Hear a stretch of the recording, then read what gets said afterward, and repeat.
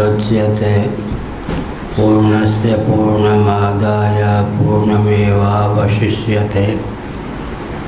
ओम शांति शांति शांति।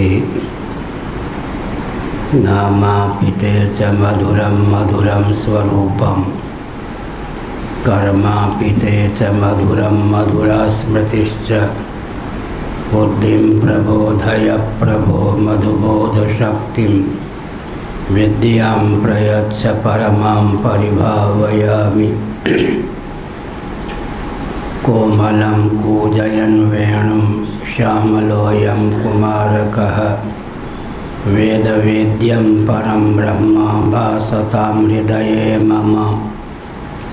कूजन्तं राम रामेति मधुरं मधुराक्षरम् आरुह्य कविता शाखां वन्दे वाल्मीकिकोकिलम्।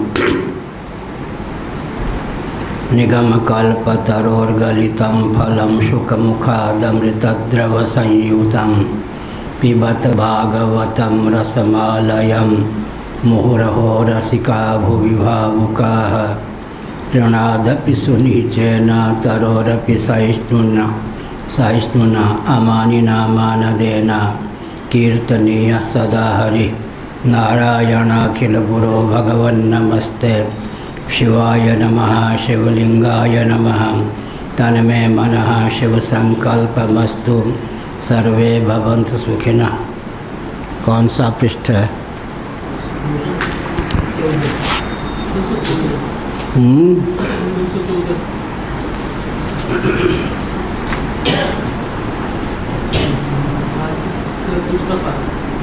कथम पुनः। ठीक।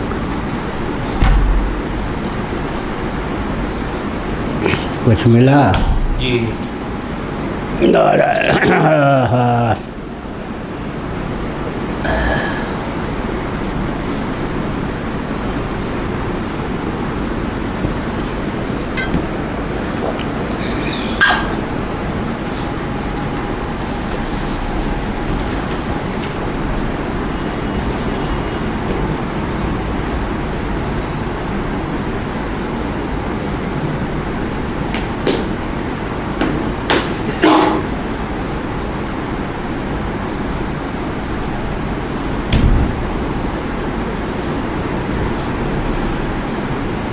कथं पुनः पश्यन् वेदेत्याह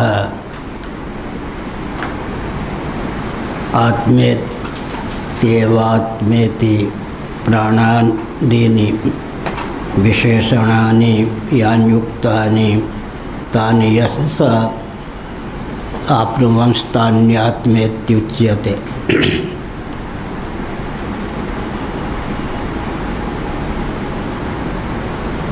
तो फिर किस प्रकार दर्शन करने पर जानता है, इस तथ्य को उद्भासित करती हुई श्रुति कहती है आत्मेति उच्यते। आत्मेत्येव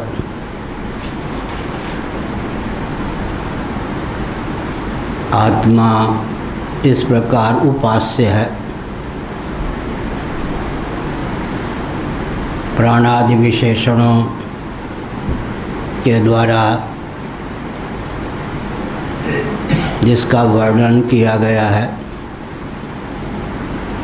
उस आत्म तत्व को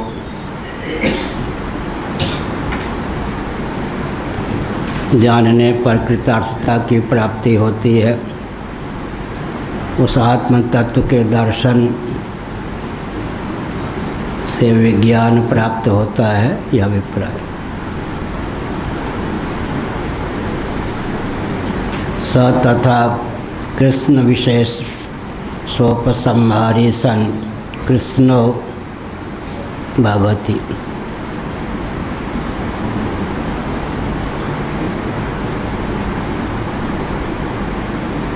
एक एक विशेषण से विशिष्ट आत्मतत्व अकृत्स्न है, असंपूर्ण है। जैसे कि नेत्र के योग से उसे दृष्टा कह सकते हैं, दृष्टि के योग से दर्शक कह सकते हैं, कहते हैं। घ्राण के योग से घ्राता कहते हैं।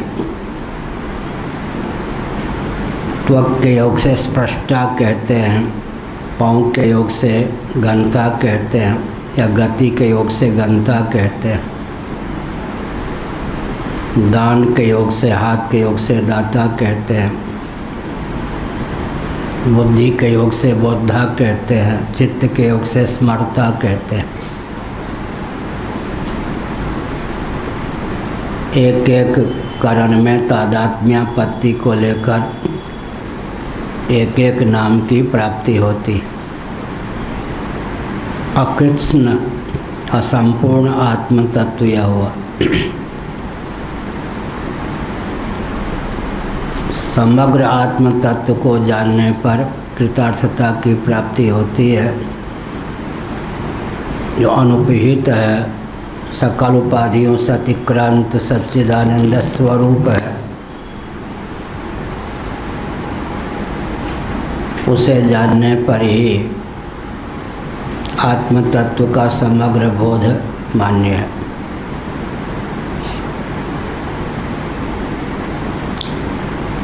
स तथा कृष्ण विशेषणोपसंहारी संकृत्स्नो भवति। कृष्ण का अर्थ हुआ समग्र, संपूर्ण।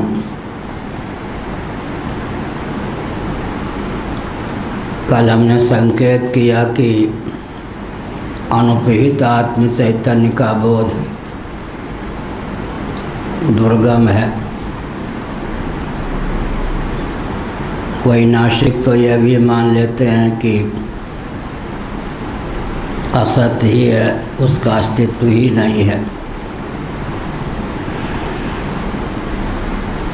अनुपहित में असद बुद्धि न हो, इसलिए आवश्यक है कि एक एक उपाधि के योग से उसके स्वरूप का आकलन हो, फिर गुणोपसंहारण न्याय से उसके समग्र स्वरूप कृष्ण स्वरूप का अधिगम हो।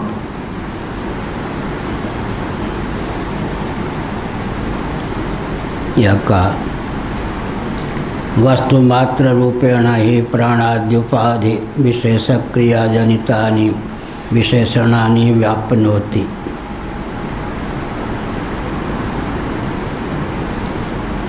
वस्तुमात्र रूपेण, नौवीं टिप्पणी, वांग मनसातीत जो आत्म तत्व है, यतो वाचो निवर्तन्ते अप्राप्य मनसा सह, मन समेत जहाँ जाय न वाणी तरप न सकन सकल अनुमानी। उसमें असत्व बुद्धि न हो कि वह नहीं है, ऐसा मेरा स्वरूप है ही नहीं, इस प्रकार की बुद्धि न हो। इसलिए एक एक उपाधि का आलंबन लेकर उसके अभिव्यक्त स्वरूप में आत्मबुद्धि होनी चाहिए, लेकिन समग्र उपाधियों का आकलन करने पर समग्र बुद्धि हो सकती है, पूर्ण आत्म तत्व का बोध हो सकता है। फिर भी प्रश्न उठता है कि ज्ञानेंद्रिय के योग से, कर्मेंद्रिय के योग से, ज्ञान कर्म भयात्मक अंतःकरण के योग से तो क्रियावान ही, कर्तृत्व संपन्न ही, दर्शनादि का उद्भाषक आत्म तत्व ही विदित होता है। तो तक्षाधिकरणम विज्ञानमयाधिकरणम ब्रह्मसूत्र में है। इस उसमें विचार किया गया है कि कुठार के योग से क्षेत्रता माना जाता है कोई व्यक्ति, तक्षा बढ़ई बढ़ की। लेखनी के योग से कोई लेखक माना जाता है, पाठ के योग से कोई पाठक माना जाता है, याचना के योग से कोई याचक माना जाता है, कथा के योग से कोई कथावाचक माना जाता है। लेकिन निरुपाधिक धरातल पर उसका अस्तित्व पहले से विद्यमान होता है, वही आत्मा का मौलिक वास्तव रूप है।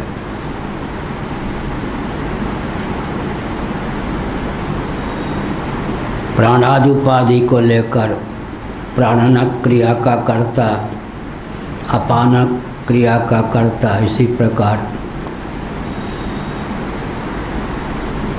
दृष्टि के योग से दृष्टा, श्रुति के योग से श्रोता, निरुपाधिक धरातल पर उसका अस्तित्व नहीं है, वही हमारा मौलिक स्वरूप तुरीय है।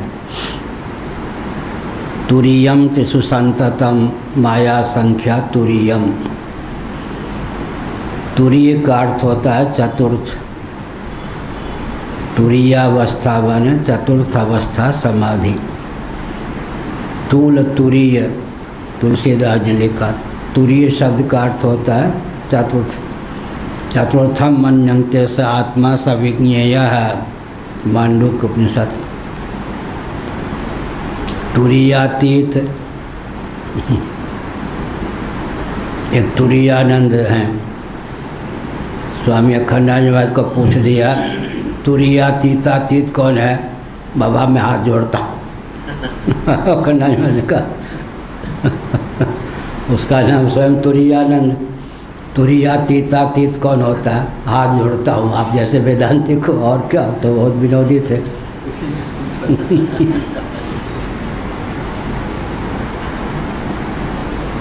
तुरीय माने चतुर्थ, तुरीयातीत। चतुर्थ भी कह सकते हैं, तुरीय भी आत्मा को कहते हैं, तुरीयातीत भी कहते हैं। तुरीय है, तुरीयातीत है, एकत्व कैसे होगा? समाधि का अंतर्भाव जब सुषुप्ति में कर लेते हैं तब आत्मा का नाम क्या होता है? तुरीय। सुषुप्ति में अंतर्भाव समाधि का नहीं करते तो उसी का नाम हो जाता है तुरीयातीत। जो तुरीय है उसी का नाम तुरीयातीत हो जाता है विवक्षावसात। सुषुप्ति में समाधि का अंतर्भाव कर लेने पर चतुर्थ विश्व तेजस प्राज्ञ तो है ही, उसका नाम हो गया उससे अतिरिक्त चतुर्थ। तुरीयातीत जब कहते हैं तब समाधि की दृष्टि से उसका नाम तुरीयातीत हो गया। जागृत के योग से विश्व, स्वप्न के योग से तेजस, सुषुप्ति के योग से प्राज्ञ, समाधि के योग से तुरीय, या इन तीनों से अतीत विविक्त कहने पर उसी का नाम तुरीय हो गया। अगर चौथी अवस्था समाधि को ले लेते हैं तो उसका नाम तुरीयातीत होता है। तुरीयम तिषु संततम माया संख्या तुरीयम, भगवान शंकराचार्य ने लिखा। तुरीयम तिषु संततम माया संख्या तुरीयम। 1 2 3 4 ये माइक गणना है। माइक गणना का आलम्बन लेकर उसको तुरीय कह देते हैं। त्रिषु संततम जागृत स्वप्न सुषुप्ति विश्व तेजस प्राज्ञ, इन तीनों में वह संतत माने अनुगत है। समाधि को अगर चतुर्थ अवस्था मान लें तब अंतर्भाव न करें सुषुप्ति में, तब वो तुरीयातीत हो जाता है। एक ही तत्व का नाम तुरीय है और तुरीयातीत भी है विवक्षावसात। विवक्षावसात का अर्थ होता है बोलने वाले की भावना के अनुसार एक ही तथ्य को वक्ता दो विलक्षण ढंग से भी व्यक्त कर सकता है।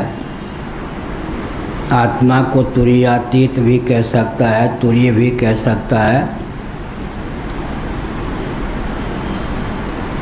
समाधि को चौथी अवस्था मान लेने पर तुरीयातीत आत्मा का नाम हो जाता है। सुषुप्तिगत मान लेने पर तुरी ही हो जाता है, तीनों से अतिरिक्त, तीनों में अनुगत। तुरीयम त्रिषु संततम। सुषुप्ति में प्राण में प्रज्ञा शक्ति का तादात्म्य होता है, विलय होता है। सुषुप्ति का अर्थ है गाढ़ी नींद।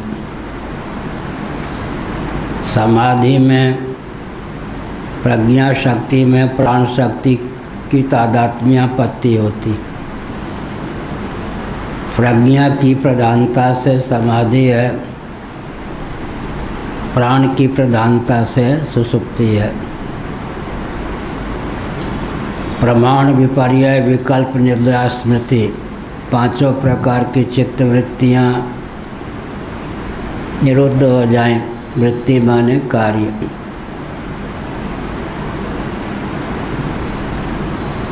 प्रमाण विपर्यय विकल्प निद्रा स्मृति, निद्रा का भी निरोध हो जाए तब समाधि की प्राप्ति होती है। वृत्ति शून्य चित्त, वृत्ति शून्य जो चित्त है उससे वृत्ति शून्य प्राण की एक रूपता हो जाए, चित्त भावापन्न प्राण हो जाए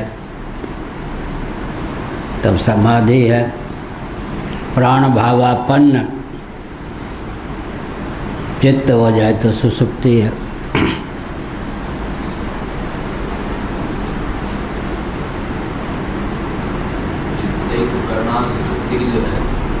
हाँ, कल कहा था पैंगलोपनिषद। आपने पहले भी जगह बताया कि वहाँ पर चित्त है उसकी बीजावस्था अविद्या पदवाच्य। नहीं तो अब किसी को वेदांती को कह दें चित्तैक करुणा सुषुप्ति ही, तो वो तो चक्कर में पड़ जाएगा। श्रुति है, अन्यथा तो नहीं कर सकता, नहीं ठीक से निरूपण कर सकता। चित्तैक करुणा सुषुप्ति, चित्त ही एकमात्र करण जिसमें शेष है वह है सुषुप्ति। मन बुद्धि चित्त अहंकार, ये अंतःकरण के चार भेद हैं। उसमें चित्त रह जाए, मन बुद्धि अहंकार न रह जाए तब सुषुप्ति की प्राप्ति होती। लेकिन प्रक्रिया ग्रंथों के अनुसार संकल्प विकल्पात्मक मन होता है, अध्यावसायात्मिका निश्चयात्मिका बुद्धि होती है, स्मरणात्मक चित्त होता है, गर्वात्मक अहम होता है।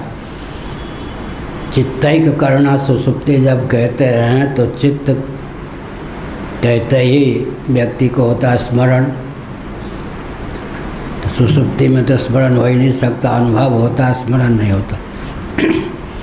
इसलिए यहाँ पर चित्त शब्द का अर्थ होता है मन बुद्धि अहंकार की बीजावस्था चित्त है। अंतःकरण पंचक, अंतःकरण चतुष्टय, अंतःकरण त्रय, अंतःकरण द्वय, अंतःकरण एक, सब प्रकार की व्यवस्था है, सब प्रकार की श्रुतियाँ हैं। सांख्यों के यहाँ अहम तत्व, महत्तत्व,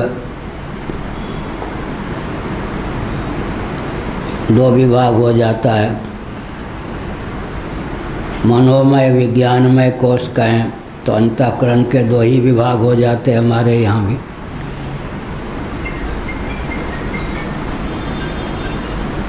अंतःकरण तीन भी है, मन बुद्धि अहंकार। मन जो है विकृति कोटि का पदार्थ है, बुद्धि महत्तत्व का वाचक, अहम आकाश का कारण है। तीन विभाग हो जाएंगे। कोश की विवक्षा से दो विभाग, मनोमय विज्ञानमय। तत्व की दृष्टि से तीन विभाग। लेकिन चतुर्दश करण जब कहेंगे, एकोनविंशत करण जब कहेंगे, चतुर्दश करण का अर्थ क्या हुआ? 5 कर्मेंद्रिय, 5 ज्ञानेंद्रिय, मन बुद्धि चित्त अहंकार 14। एकोनविंशत मुख कहेंगे तो 5 प्राण को लेकर 19 हो जाते हैं। उपोद्बलक प्राण को भी करण कोटि प्रविष्ट करण मान लेते हैं। तत्व की गणना से 3, मन भी तत्व है विकृति में, अहम भी तत्व है, महत्व भी तत्व है। कोश की विवक्षा से 2, एकादश जब कहते हैं, एकादश रुद्र एकारहवा, तब क्या होगा? 5 ज्ञानेंद्रिय, 5 कर्मेंद्रिय का अंतःकरण एक ही विभाग होगा। 1 भी, 2 भी, 3 भी, 4 भी। अब कोई कहे कि 5 ज्ञानेंद्रियाँ, 5 कर्मेंद्रियाँ, 5 प्राण, तो अंतःकरण ने क्या बिगाड़ा को 4 ही, तो अंतःकरण पंचक भी हो गया। उसका नाम पैंगलोपनिषद में ज्ञातृत्व है। अर्थात एक सरोवर में जल की 4 तरंगें हों तो जल स्वयं पंचम हो गया, 5वां हो गया।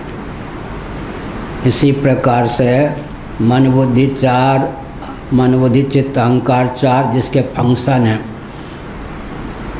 तरंगे हैं 4, वो स्वयं 5वां हो गया। अंतःकरण पंचक, अंतःकरण चतुष्टय, अंतःकरण त्रय, अंतःकरण द्वय, अंतःकरण एक। विवक्षावसात 1, 2, 3, 4, 5 5 प्रकार से निरूपण हो सकता है। अब जितने अंतःकरण को लेकर वचन है सबको मिलाकर हमने कहा। आपको तो बस 1 मिनट में ज्ञान हो गया। हमको सब वचन ढूंढने में, फिर वचनों में संगत लगाने में 1 मिनट थोड़े लगा होगा 1 महीना लगा होगा। तो लाभ क्या होता है? 1 महीने में जो ज्ञान प्राप्त किया जाता है श्रोताओं को 1 मिनट में वो प्राप्त हो जाता है। यही ना अति सृष्टि, इसी का नाम है बृहदारण्यक। तो उसमें जिज्ञासा ये है कि योगियों के यहाँ, हाँ, योगियों के यहाँ जहाँ वो निद्रा भी वृत्ति रूप है, प्रमाण विपर्यय विकल्प निद्रा स्मृति, निद्रा वृत्ति है। तो वहाँ जो अंतःकरण की आपने कल कहा बीजावस्था, उस बीजावस्था को या निद्रा वृत्ति को बीजावस्था ही के रूप में यहाँ ग्रहण किया जाए या फिर पृथक से? हाँ, बीजावस्था का अर्थ है कि निद्रा में प्रमाण विपर्यय विकल्प स्मृति का अंतर्भाव हो गया। ये अलग से फुदकते नहीं।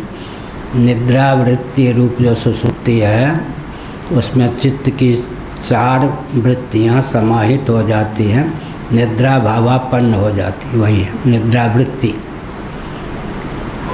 हमारे यहाँ भी एकादश स्कंद में भी मन की वृत्तियाँ हैं। मन माने अंतःकरण, जागृत स्वप्न सुसुप्ति है मन की वृत्तियाँ। एकादश स्कंद भागवत आगे। तो हमारे यहाँ जैसे श्रीमद् भागवत में अहमिच प्रसुप्ते कहा, अहमिच प्रसुप्ते एकादश स्कंद में। तो और मन का अर्ध निवृत्त होता जो आप श्री में लिया है उपनिषदों से, तो इसमें पूरे अंतःकरण का ही ग्रहण हुआ है। इसमें मर्यादा है कि मन बुद्धि चित्त अहंकार इनमें किसी एक का ही नाम लिया जाए तो पूरे अंतःकरण का वाचक होता है, और अगर दो का नाम ले लिया जाए तो शेष दो का अंतर्भाव हो जाता, तीन का नाम लिया जाए तो चौथे का अंतर्भाव हो जाता, चार का नाम ले लिया जाए तो पाँचवें का अंतर्भाव हो जाता। यह मर्यादा है। तो उसमें ये जिज्ञासा इन सबको सोचने के बाद कल ये पाठ के बाद में ये हुआ कि जो वृत्ति है वो तो जिसकी वृत्ति है उसके निरोध से या उसके ना रहने पर तो वृत्ति होगी नहीं। बीजा ऐसा है, ठीक है। इस पर हमने बहुत कुछ लिखा है किसी ग्रंथ में। मन बुद्धि चित्त अहंकार इनको जब वृत्ति रूप मान लेते हैं, जब इनका निरोध हो जाता है तो चित्त रह जाता है। वो जो चित्त होता है, चित्त तादात्म्यपन्न होने के कारण पृथक से परिलक्षित नहीं होता। चित्तम चिदिति जानीयात् तकार रहितम यदा तकारो विषयाध्यासः जपारागो यथा मणौ सदाचारानुपालनम, भगवान शंकराचार्य का वचन।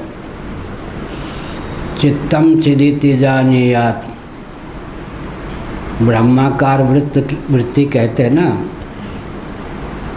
चिदाकार चित्त। चिदाकार जब चित्त हो जाता है, दो बात हुई, वृत्ति सारूप्य और चित्त सारूप्य हमने नाम दिया। अन्यत्र योग दर्शन के अनुसार वृत्ति सारूप्य है। वृत्ति के सारूप्य को, वृत्ति रूपता को आत्म तत्व प्राप्त हो गया तो वृत्ति सारूप्य, और चित्त कहीं आत्मरूपता को प्राप्त हो गया तो आत्म सारूप्य हो गया। वृत्ति विहीन जो चित्त है, आत्म तत्व चित्त सारूप्य को प्राप्त नहीं होता, चित्त ही चित्त सारूप्य को प्राप्त हो जाता है। हमने अपने ग्रंथों में लिखा है। आत्मा क्या हो गया?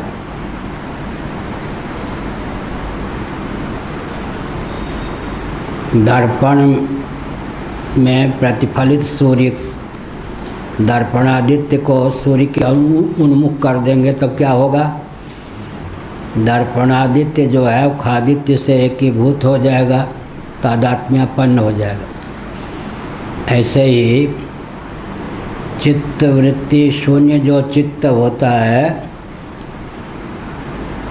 उस दशा में चित्त सारूप्य को चित्त तत्व प्राप्त नहीं होता, चित्त ही चित्त सारूप्य को प्राप्त हो जाता है।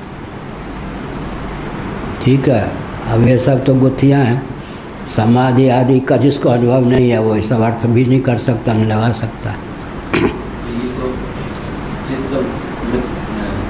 वृत्ति विनिर्मुक्त जो चित्त है, उस समय जो चेतक चेतक पर तलवार उठा चेतक माने आत्म तत्व। वृत्ति शून्य जो चित्त है, तो जो चेतक आत्म तत्व चित्त धातु है, चित्त रूप है, वो वृत्ति सारूप्य को तो प्राप्त नहीं होगा, चित्त ही चित्त सारूप्य को प्राप्त हो जाएगा। अन्य दशा में चित्त रूप आत्म तत्व वृत्ति सारूप्य को प्राप्त होता है।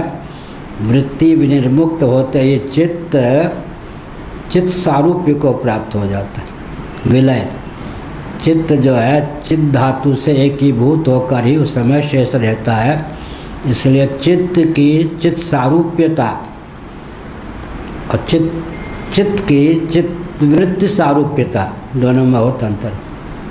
ये तो निरोध हुआ, चित्त वृत्ति निरोधा हुआ। ये और चित्त वृत्ति का निरोध क्या हुआ? यही जो आपने बताया। बहुत शास्त्र अर्थ है, जीवन काल में संभव है या नहीं?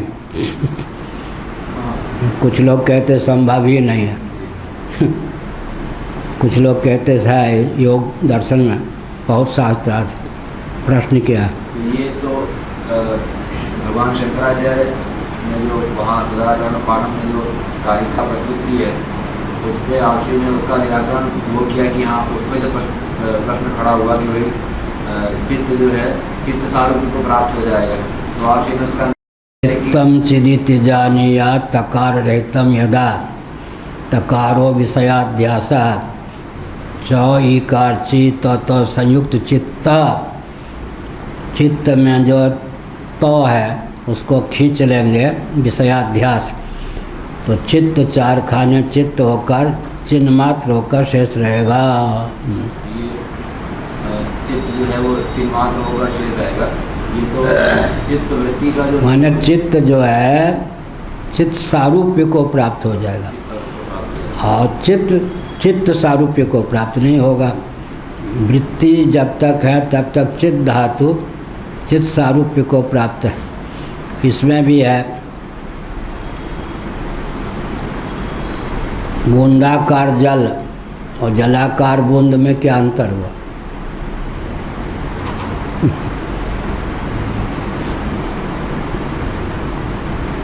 बोलो। बूंदाकार जल जलाकार बूंद हाँ हो गया, माने जल मात्र रह गए, बूंद है ही नहीं। यही हुआ ना, तरंगाकार जल और जलाकार तरंग। जलाकार तरंग का अर्थ क्या हुआ? जल हो गया। हाँ बस ऐसे ही। चिदाकार चित्त का अर्थ क्या हुआ? चिद्रूप हो गया। उदाहरण ठीक हो गया ना। तरंगाकार जल और जलाकार तरंग।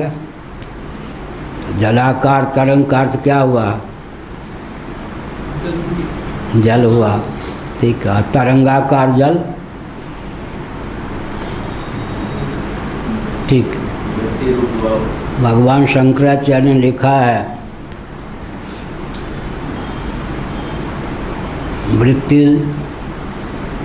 वृत्ति जब होगी, जब बिना ब्रह्माकार हुए वृत्ति हो सकती है क्या?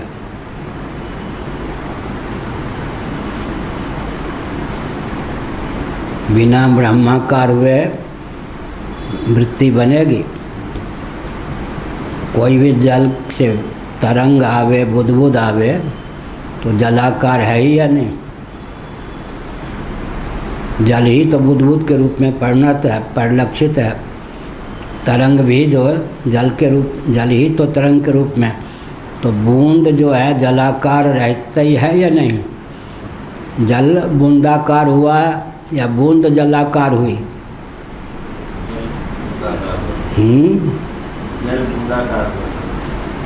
जल बूंदाकार है या बूंद जलाकार है? तुझे बोलो प्रेमलाल।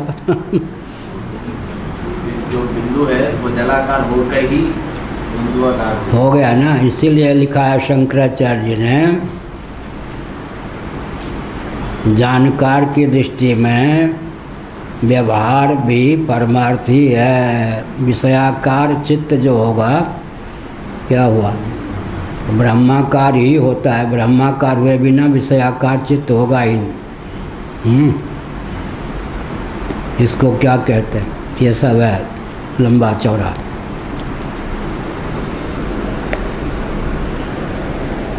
जलाकार बूंद, बूंदाकार जल,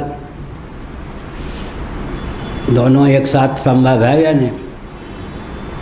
जलाकार बूंद, बूंदाकार जल, जल ही बूंद के आकार में परिलक्षित हो रहा है। इससे भी यही ध्वनित हुआ कि बूंद जल मात्र है। जब ब्रह्म ही विषय के रूप में विवर्तित हो रहा है, तो विषयाकारता भी ब्रह्माकारता है या नहीं? इसीलिए निद्रा समाधि स्थिति, यत्र यत्र मनो याति तत्र तत्र परम पदम तत्र तत् समाधयः। कश्मीरी वेदांती कहते हैं और उपनिषद का वचन भी, यत्र यत्र मनो याति तत्र तत्र परम पदम तत्र तत्र समाधया। शैव कश्मीरी वेदांती कहते हैं, उपनिषद का वचन भी। ये हो गई गंभीर चर्चा, ठीक।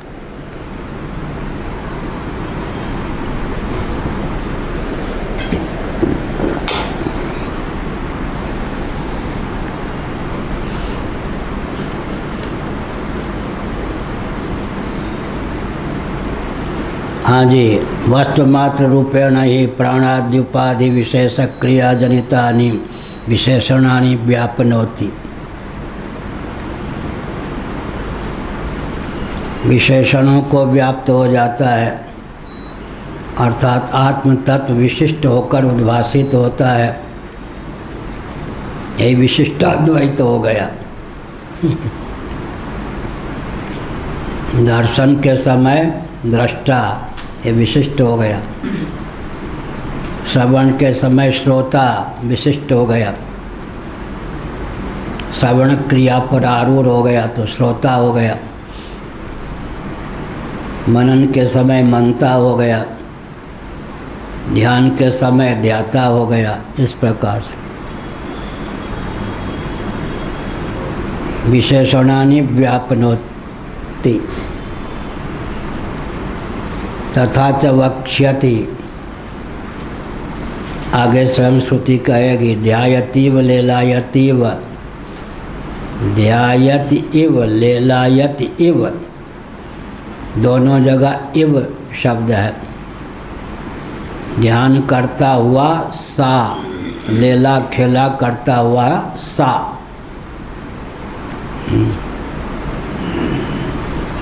ध्यान करता हुआ सा। पश्यन श्रवण स्पृशन जिग्रहण, गीता का 5वां अध्याय। नैव किंचित करोमीत युक्तो मन्येत तत्ववित्। कुछ गुरुदेव बहुत बढ़िया अर्थ करते थे।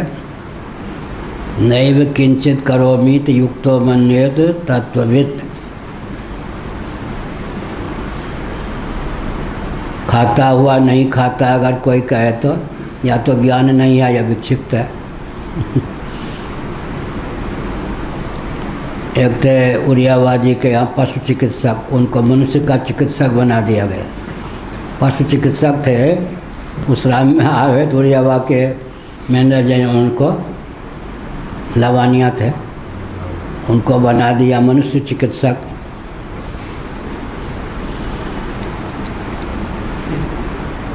तो उनका एक पोता था,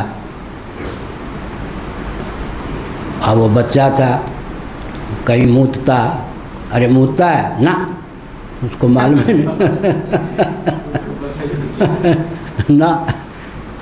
तो नैव किंचित करोमीति, या तो बालक है, नादान है, या विक्षिप्त है, नहीं युक्ता है तत्ववित्। कुछ गुरुदेव ने कहा वो विक्षिप्त भी नहीं है, हाँ युक्ता है, समाहित है, तत्ववित्, अज्ञ भी नहीं है। तो नैव किंचित करोमीति, करता हुआ नहीं करना। इसी लोग कहते बहुत झूठ हो बोलते वेदांती। दुर्वासा जी यमुना के उस पार आ गए, शंख बजा दिया। उस समय संत लोग प्राय गांव में घुसते नहीं थे, जोर से शंख बजा देते थे। आस्तिक लोग समझ जाते थे कोई संत आए हैं, भूख प्यास लगी होगी, भोजन आदि लेके पहुंच जाते। उस पार यमुना के उस पार शंख बजा दी।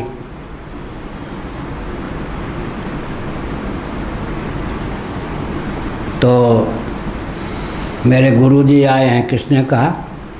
कृष्ण भगवान के गुरु कौन है? कौन? दुर्वासा जी। एक बार आ गए गुरुजी द्वारका, उन्होंने कहा नगर भ्रमण करना है रथ पर, रुक्मिणी और कृष्ण बनेंगे घोड़े।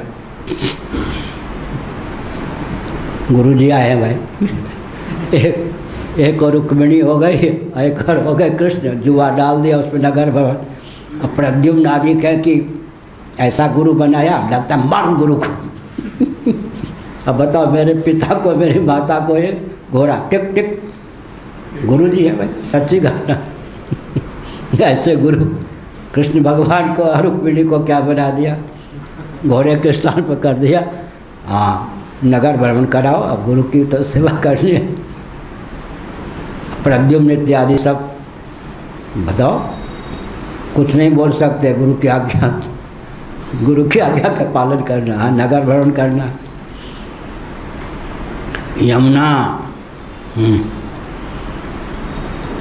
यमुना जी 50 गोपियाँ थाल भर भर के भोजन सामग्री। कैसे जाऊँ, पुल नहीं, नौका नहीं, डूब जाऊंगी, बह जाऊंगी। नहीं, तुम यमुना जी को कह देना श्री कृष्ण अगर नैष्ठिक ब्रह्मचारी हैं तो इस सत्य के बल पर यह रास्ता दे दो, यमुना रास्ता दे देगी। बड़ों की बात है, यमुना ने रास्ता दे दिया। अब वो भरपेट जितने 50 गोपियाँ गईं, एक एक थाल लेके 50 थाल हजम कर लिया दुर्वासा जी। अब महाराज सूर्यास्त होने वाले हैं, नौका वौका का कोई प्रश्न ही नहीं, कैसे जाऊं, यहाँ आ कैसे गई। इस सत्य के बल पर कृष्ण भगवान ने कहा, कृष्ण कन्हैया ने कहा, कृष्ण अगर नैष्ठिक ब्रह्मचारी हैं, इस सत्य के कृष्ण नैष्ठिक ब्रह्मचारी हैं, सत्य के बल पर रास्ता दे दो। दुर्वासा आदि दुर्वा के अलावा कुछ आहार न करते हो, सत्य के बल पर अपना रास्ता दे दो। 50 थाल चट कर गए दुर्वासा 2 ढंग से बनता। दुर्वा के अतिरिक्त कुछ खाते नहीं, और जिनके वस्त्र मैले कुचेले हों, वस्त्र 2 अर्थ।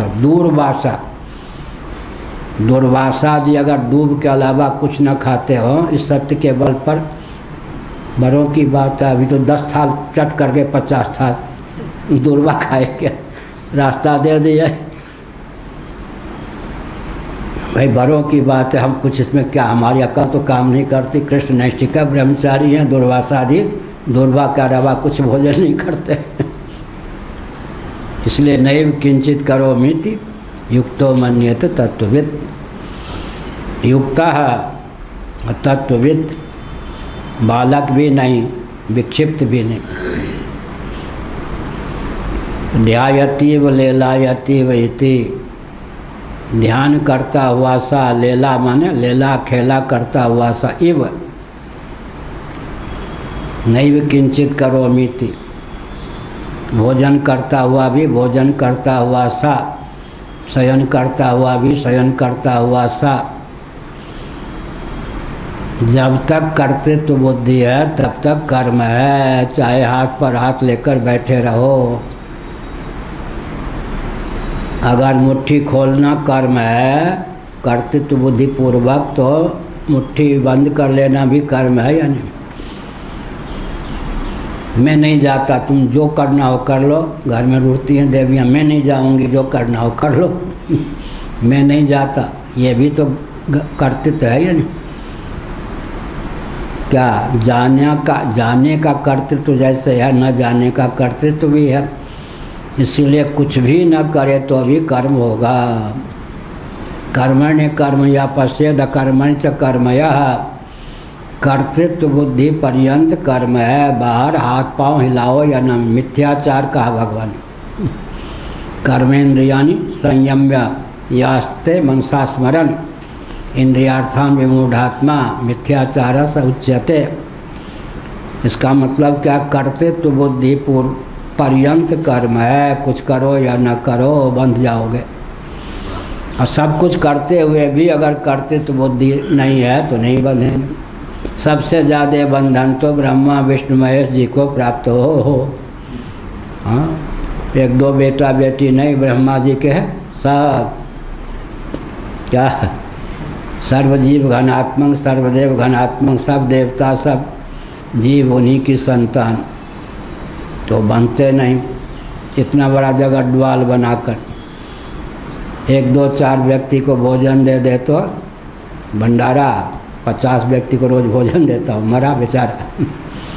सबका पोषण करके भी बनते नहीं। सबसे भयंकर काम कौन करते हैं? शिव जी। सबका संभार कर लेते हैं। गीता में क्या लिखा है? हत्वा पिशाईमान लोकान, वो शिव भावापन्न हो जाता है। न हन्ति न निबध्यते, कर्तृत्व बुद्धिपूर्वक, कर्तृत्व बुद्धि पर्यंत कर्म है, कुछ करो या न करो बंधन प्राप्त होगा। कर्तृत्व बुद्धि विगलित हो गई तो बाहर से ब्रह्मा विष्णु महेश सरीखे जगड्वाल पालने पर भी, विस्तृत कर्म करने पर भी वास्तव में कुछ नहीं करता। इसलिए हमने कहा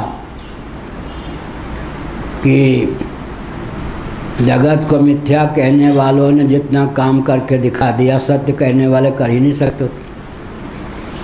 ब्रह्म सत्यम जगत मिथ्या कहने वाले शंकराचार्य ने थोड़े समय में जो कार्य कर दिया, जगत को सत्य कहने वाले वो कर ही नहीं सकते उतना काम।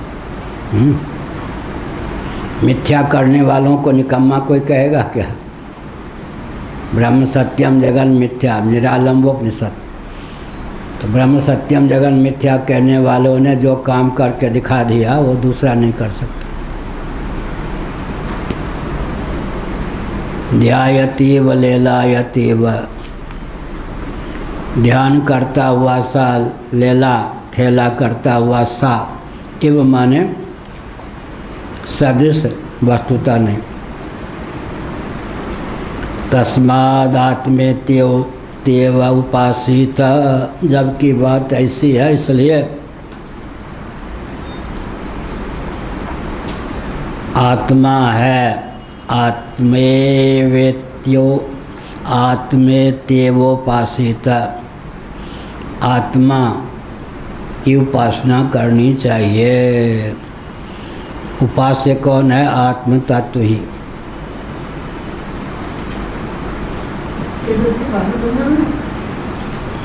हाँ, बैठने दो, बैठने दो।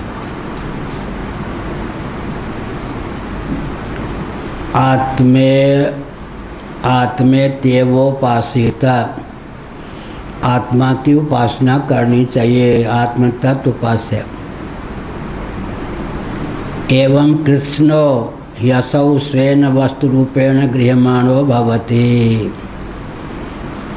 इसका अर्थ क्या हुआ? हाथी के पाँव में सबका पाँव,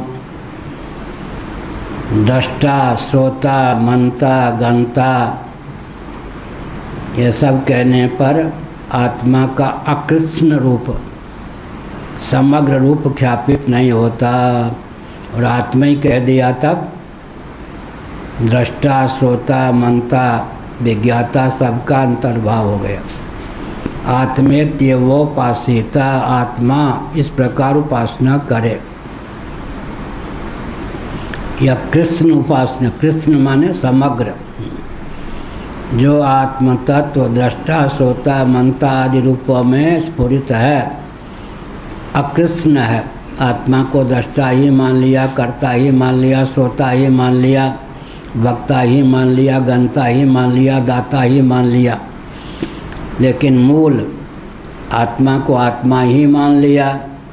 बाकी जितनी संज्ञा हैं औपाधिक हैं, नेत्र के योग से, दृष्टि के योग से दृष्टा, श्रुति के योग से श्रोता, गति के योग से गंता, मति के योग से मनता। यह एवं कृष्णो ह्यसौ स्वेन वस्तु रूपेण गृह्यमाणो भवति। एक बार अश्वत्थामा ने पूछ दिया भगवान वेदव्यास से, अर्जुन भी शिव जी का उपासक, मैं भी शिव जी का उपासक, अश्वत्थामा। लेकिन अर्जुन से जब पाला, एक ही गुरु के शिष्य, मेरे पिता से ही सीखा है अर्जुन ने धनुर्वेद, द्रोणाचार्य से। सतीर्थ भी हैं, लेकिन अर्जुन से जब पाला पड़ता है तब मुझे पछाड़ खाना पड़ता है, भगना। जबकि मैं भी शिव जी का उपासक हूँ, अर्जुन भी शिव जी का उपासक हूँ। वेदव्यास जी को पिता तुल्य ही मानते थे। कौन? अश्वत्थामा। उन्होंने कहा तुम दोनों ही शिव जी के भक्त हो, तुम विग्रह युक्त शिव की उपासना करते हो, वो लिंग रूप शिव की उपासना करते हैं। पूर्व जन्म में अर्जुन की उपासना विग्रह रूप शिव की पूर्ण हो गई, अब लिंग रूप से उपासना करता है तो तुम्हारी उपासना की अपेक्षा अर्जुन की उपासना परिपुष्ट है। भावेश्वर मंदिर में वो स्वामी जी अखंडानंद महाराज के यहाँ पहले प्रवचन होता था, ये तो बाद में बना है अब जहाँ होता है। शिवलिंग पर हम बोले थे 22 दिन 1 घंटा रोज, शिवलिंग पर ही 22 घंटे बोले थे। किन्होंने कहा था? लवानिया जी या किसने, या जज स्वामी ने प्रश्न किया था शायद, या किसी ने, जज स्वामी ने या लवानिया जी ने कहा था। तो 1 घंटा स्वामी अखंडानंद महाराज की आज्ञा थी, इनके अलावा कोई नहीं बोले, वो बम्बई में रहते। 1 घंटा रोज बोले तो 22 दिन में केवल शिवलिंग पर बोले थे। तो जज स्वामी जी एकांत में रो पड़े, आप स्वामी अखंडानंद महाराज के शिष्य नहीं हैं, ये प्रवचन फिर कहाँ मिलेगा? मशीन से टेप कर लिया गया होता तो। अब गोविंदानंद जी जो हैं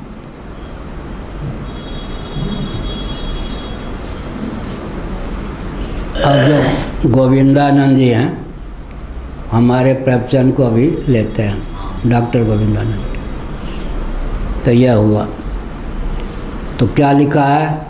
शिवलिंग के 2 अर्थ होते हैं, शिव रूप लिंग और शिव ही लिंग।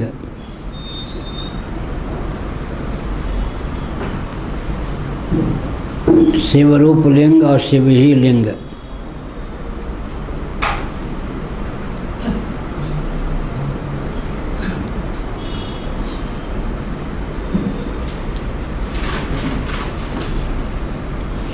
दोनों अर्थ। लिंग का अर्थ क्या होता है? अनुमापक।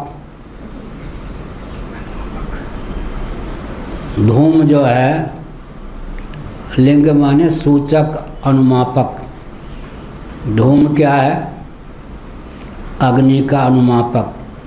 धुएं की अखंड धारा जहाँ चलती है वहाँ अग्नि अवश्य है। इस प्रकार धूम की अखंड धारा वो अग्नि का अनुमापक। ऐसे जो शिव ही लिंग, शिवस्वरूप लिंग और शिव का लिंग, दोनों ढंग से व्युत्पत्ति की गई है शास्त्रों में।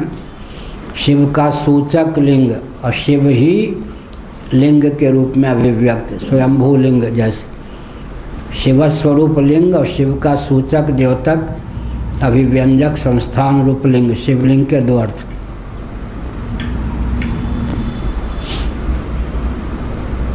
तो ध्यान करता हुआ सा, लेला खेला करता हुआ सा, तस्मात् आत्मेत्येव उपासित।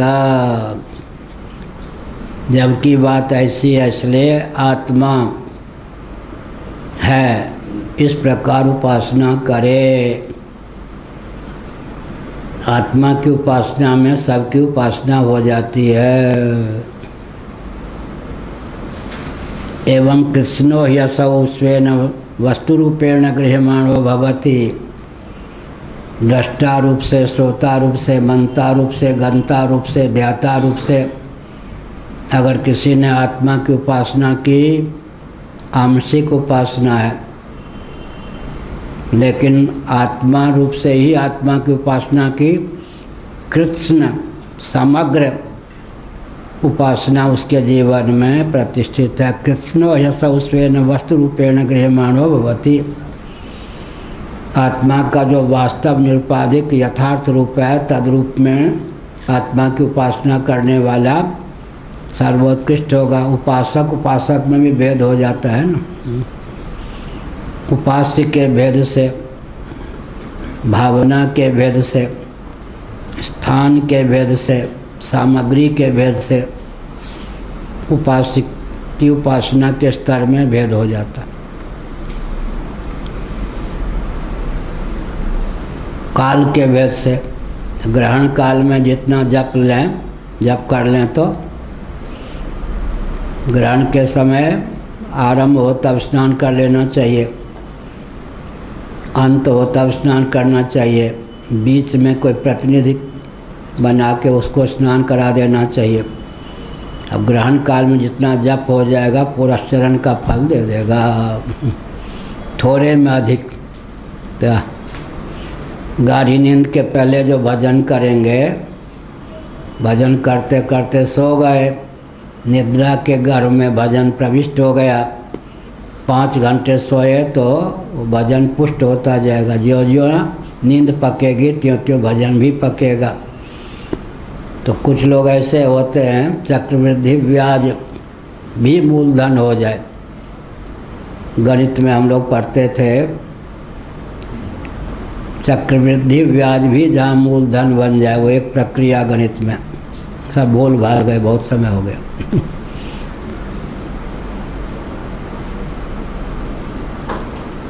63 साल हो गए होंगे, 62 साल।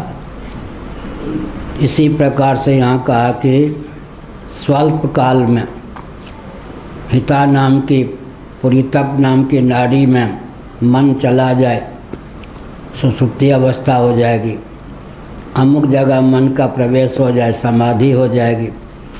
अमुक जगह मन का प्रवेश हो जाए, भूख प्यास से रहित हो जाएंगे, योग दर्शन विभूति पाद।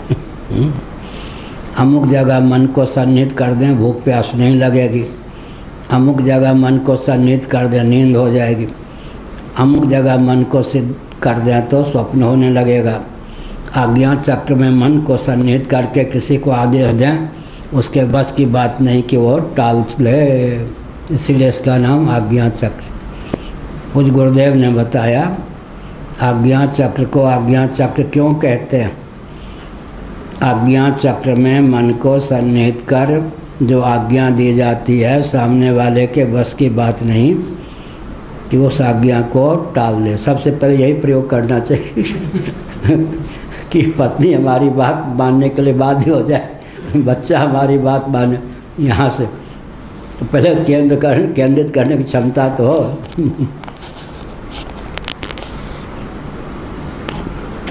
ऐसे षट चक्र हैं। आमनाय चक्र, उसमें 4 आमनाय चक्र हैं षट चक्रों में, मूलाधार इत्यादि। अमुक चक्र पर ध्यान केंद्रित करने पर अमुक विद्या का स्फुरन हो जाता है। अपने शरीर में ही जितनी सामग्री दिव्यता की है, उससे लाभ उठाने की क्षमता कहाँ है। यहाँ सूर्य भी हैं, चंद्रमा भी हैं, अग्नि भी हैं, हीरा पिंगला सुषुम्ना, ये सब क्या है? सूर्य नाड़ी, चंद्र नाड़ी, अग्नि नाड़ी, सब कुछ है शरीर में। लेकिन अपने शरीर का भी ठीक से ज्ञान न होने के कारण अपने जीवन से भी व्यक्ति लाभ नहीं उठा पाता, तो औरों से क्या लाभ उठाएगा।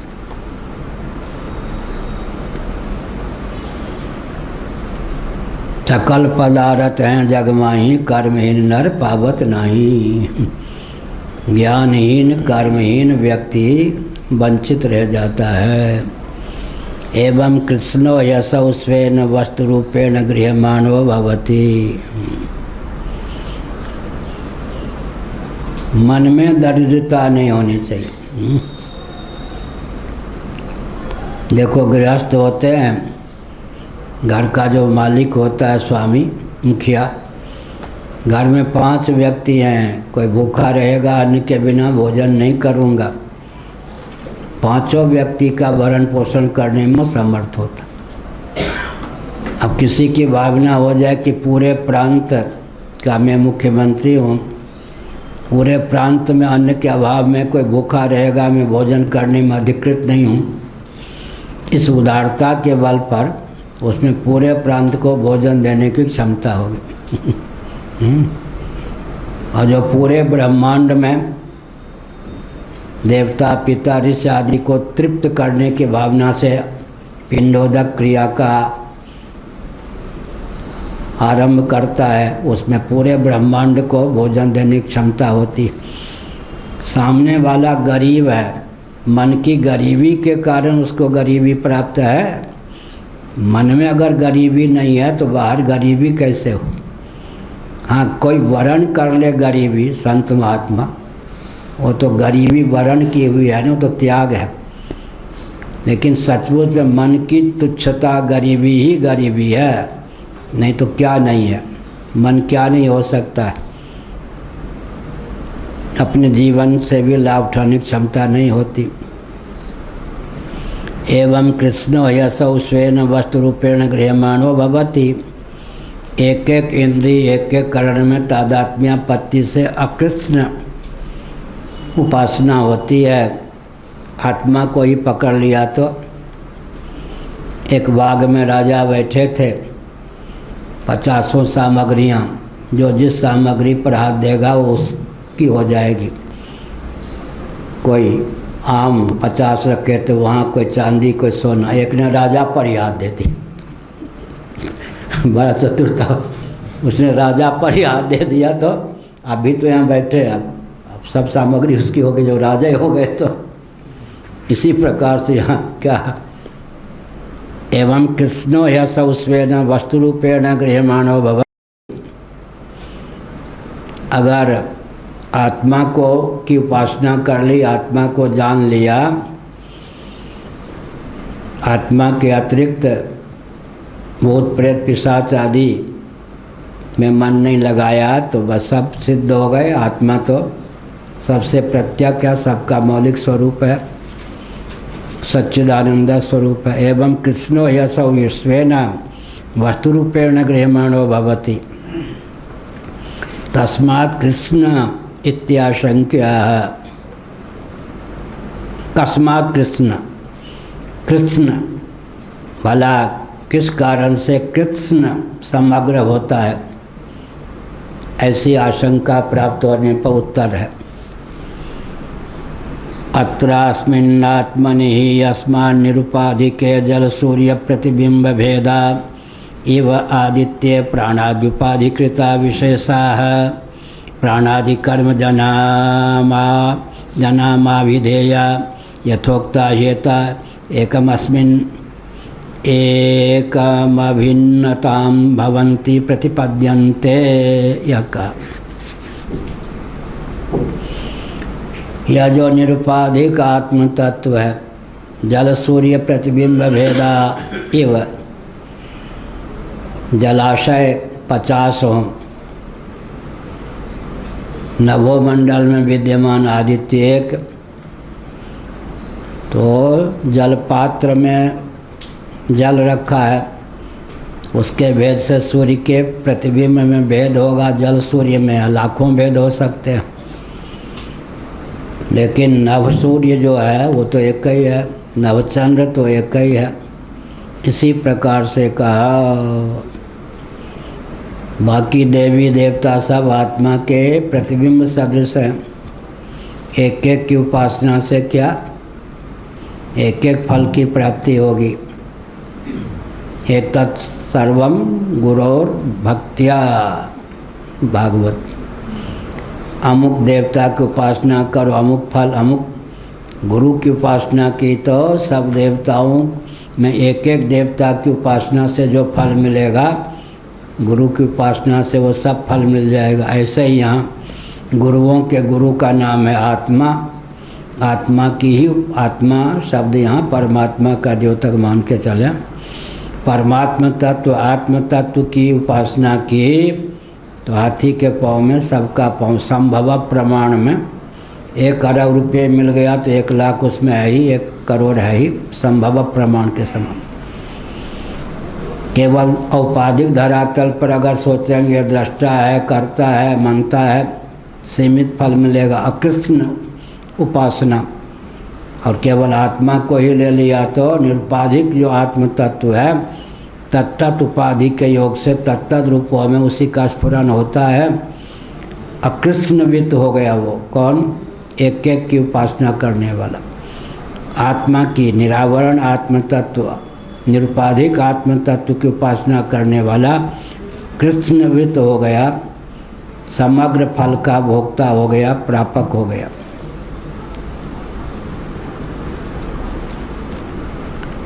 अत्रास्मिन् आत्मनि हि अस्मान् निरुपाधिके जलसूर्य प्रतिबिंब भेदा इव आदित्ये प्राणादुपाधिकृता विशेषाः प्राणादिकर्मजना नामाभिधेया यथोक्ता एता एकमभिन्नतां भवन्ति प्रतिपद्यन्ते।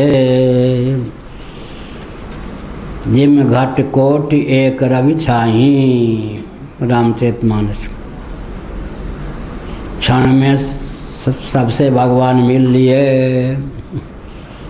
उमा मरम यह काहू न जाना। भगवान हजारों व्यक्ति थे। यहाँ श्रृंगेरी के मान्य शंकराचार्य आए तो बुरा न मानो, होली है। एक कोई माता एक डलिया फल लाई, श्रृंगेरी के मान्य आचार्य जी को निवेदित किया। एक महिला और थी, खाली हाथ आई थी, फल वल लाने की क्षमता नहीं रही होगी। उन्होंने जो फल लाई थे उसको एक फल दे दिया, उसको नहीं दिया कुछ। मेरे सामने की बात, हम समझ गए कि उसको कितना कष्ट हुआ होगा।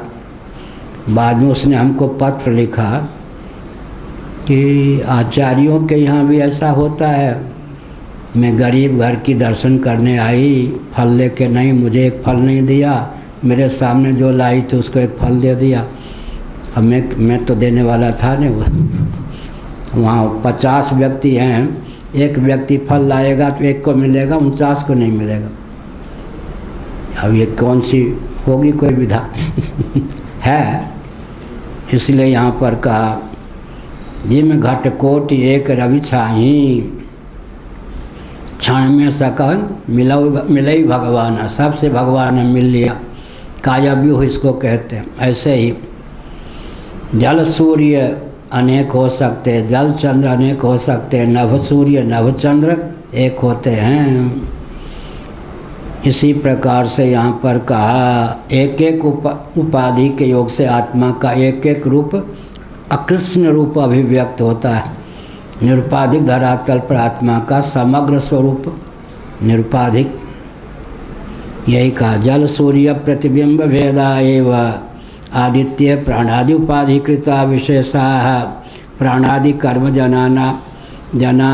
जनामाभिधेया अभिधेय यथोक्ता हेत एकम अभिन्नतां भवन्ति प्रतिपद्यन्ते। जैसे हजारों सूर्य के प्रतिबिंब सब अंत में क्या हो, तत्त उपाधि अभिव्यंजक संस्थान को हटा लें तो खादित्य होकर नभोमंडल में विद्यमान आदित्य होकर एक होकर ही शेष रहते। अब वो नित्य गोपाल जी हैं आनंद वृंदावन, पूज्य स्वामी अखंडानंद महाराज के हम उधर ऐसे शीशा है, उधर हजारों दिखाई पड़ेंगे प्रतिबिंब, हजारों। मूल तो एक ही है या नहीं। शीशा की चमत्कृति है। इधर देखें तो हजारों भगवान, इधर देखें तो हजारों भगवान, मूल में एक ही है। ऐसे ही एक ही सूर्य खादित्य, वो दर्पण आदित्य और जलादित्य 50 रूपों में व्यक्त हो जाए। ऐसे ही एक एक उपाधि के योग से आत्मा दृष्टा श्रोता मनता आदि रूप में स्फुरित होता है। औपाधिक धरातल पर जो आत्मा की उपासना करते हैं उनको समग्र फल की प्राप्ति नहीं होती, लेकिन निरुपाधिक धरातल पर आत्मा को समझकर उसी में जिसकी आत्मबुद्धि होती है उसको तो सब मिल जाता है।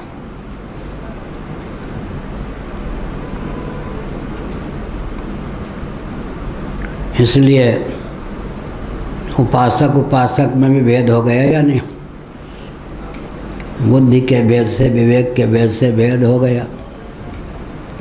भूत प्रेत भूतानि यान्ति भूतेज्या यान्ति मां मध्याजिनोपि माम। लो जी, एक भूत का ही उपासना करता है, प्रेत की उपासना करता है, एक भगवान की उपासना करता है। भगवान की उपासना करने वाले को भगवान मिल जाते हैं।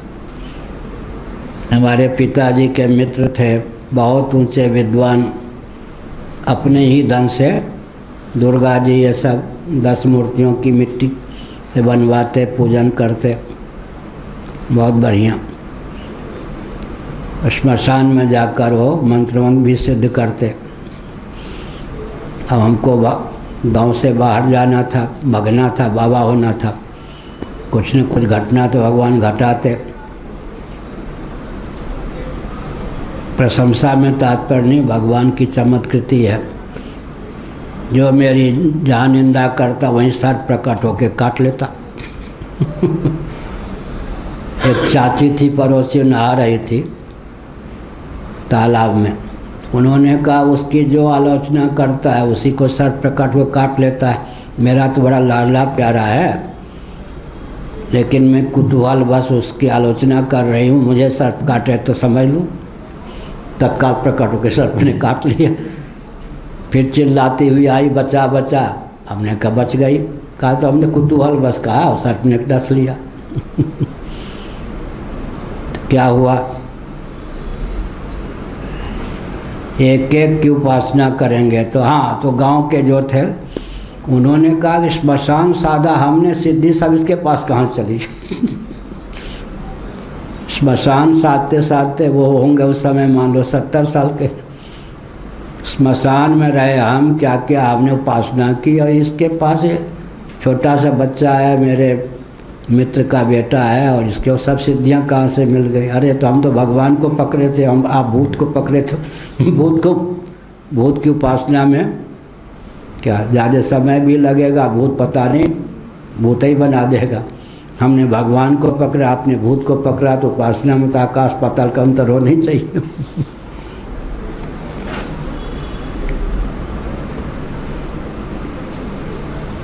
अभी प्रयोग नहीं होना है। क्या जहाँ जो आलोचना करे वहीं सर्प प्रकट होकर काट ले। फिर हमारे पास आवे तो जीवे, नहीं तो फिर मरने की स्थिति हो जाए। तो वो सब अभी नहीं आएगा। समय आने पर भयंकर विश्व स्तर का बवाल मचेगा। हम नहीं मचाएंगे, लेकिन बवाल मचाने वाले तैयार हैं। जल सूर्य प्रतिबिंब भेदा एवादित्य प्राणादि उपाधिकृता विशेषा प्राणादि कर्म जनानाम अविधेया यथोक्ता येता एकमभिन्नताम भवन्ति प्रतिपद्यन्ते। जैसे घटोदक में प्रतिफलित सूर्य अनेक होने पर भी खादित्य नभोमंडल में उद्दीप्त सूर्य का एकत्व सिद्ध है, वैसे ही आत्मदेव ही तत्त उपाधि से देवी देवता आदि रूपों में प्रतिफलित हैं, और यहाँ दृष्टा श्रोता मंता आदि के रूप में स्फुरित हैं।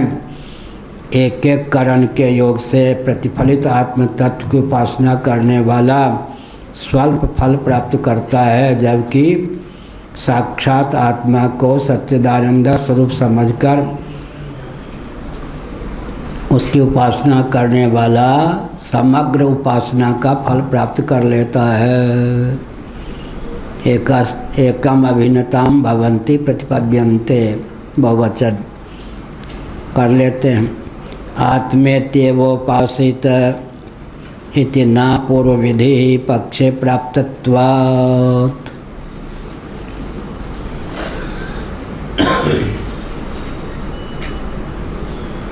अविक्षेपे स्मृति प्राप्ता, विक्षेपे तो न सा ततः पाक्षिक्याम स्मृति संप्राप्तो तत्संतानो नियम्यते।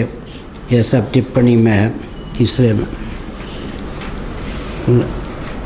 4-5 मिनट में आएंगे।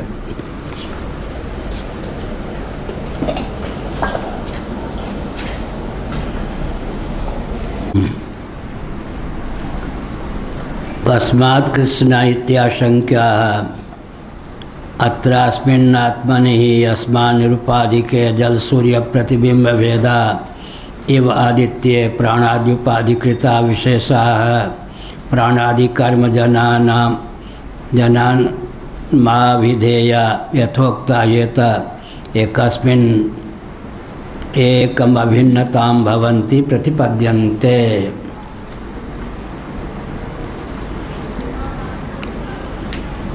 कृष्ण समग्र उपासना का फल आत्मा की ही उपासना की, छोटी छोटी उपासना से जो कुछ लाभ, वो सब लाभ होगा, उससे अधिक भी।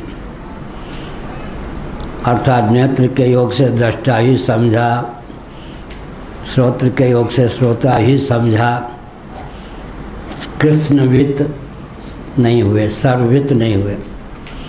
और आत्मा को निरुपाधिक धरातल पर समझकर उसकी उपासना की तो सदा के लिए आत्मस्वरूप होकर ही शेष रह गए।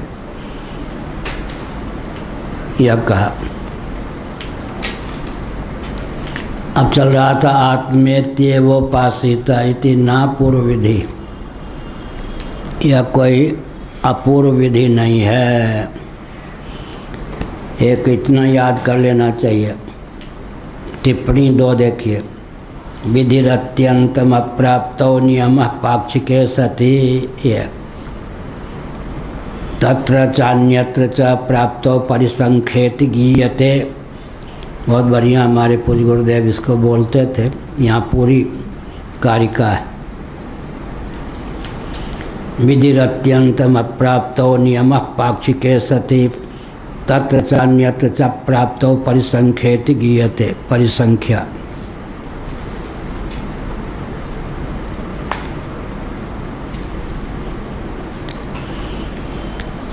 विधि अत्यंत अप्राप्त में विधि की प्रसक्ति होती। प्रत्यक्षाद इतर प्रमाणों के द्वारा असिद्ध में विधि की, अपूर्व विधि की प्राप्ति होती है। स्वर्ग कामो यजेत, ये क्या है? स्वर्ग की इच्छा जिसके मन में हो, वो अमुक विधा से याग करे। और स्वर्ग साध्य है, याग साधन है।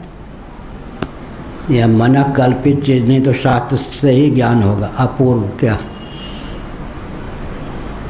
स्वर्ग काम जो हो, स्वर्ग की इच्छा वाला याग करे। स्वर्ग हो गया साध्य, याग हो गया साधन। ये तो शास्त्र के बताने से मालूम पड़ेगा, मन कल्पित नहीं। अत्यंत प्राप्त में विधि की प्रसक्ति होती है, लेकिन आत्मा की उपासना, आत्म तत्व तो नित्य प्राप्त है और आत्मा की उपासना भी नित्य प्राप्त है। अनात्मा की उपासना छोड़ दें तो शेष क्या रहेगी? आत्मा की उपासना स्वतः सिद्ध है। अनात्मा की उपासना छोड़ दें तो आत्मोपासना स्वतः सिद्ध है। और एक एक को लेकर आत्मा की उपासना की, दृष्टा के रूप में, ज्ञाता के रूप में, श्रोता के रूप में, मनता आदि के रूप में, तो परिच्छिन्न उपासक हो गए। निरुपाधिक धरातल पर आत्मा को समझकर आत्मा की उपासना की, वो तो नित्य ही प्राप्त है आत्म तत्व। संसार का भजन स्वाभाविक है या भगवान का भजन? संसार में रचे पचे के लिए संसार का भजन ही स्वाभाविक है, लेकिन यह तो आगंतुक है।